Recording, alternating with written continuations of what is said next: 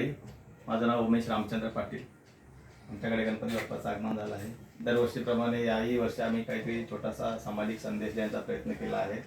तुम्ही पाहिलं असेल की आम्ही या देखाव्यामध्ये शहापूर मुरबाडचा जो रस्ता आहे त्या रस्त्याचं थोडंसं या ठिकाणी जी अवस्था आहे ती आपल्या देखाव्यातून दाखवण्याचा प्रयत्न केला आहे।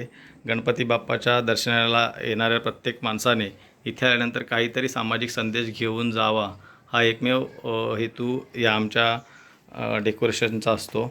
इकडे आपण पाहिलं असेल की हे जो रस्ता आहे तो हा रस्ता घराकडे जातो की मृत्यूकडे। खरंच या रस्त्याची अवस्था एवढी दयनीय आहे की कधी कुणाचा अपघात होऊ शकतो।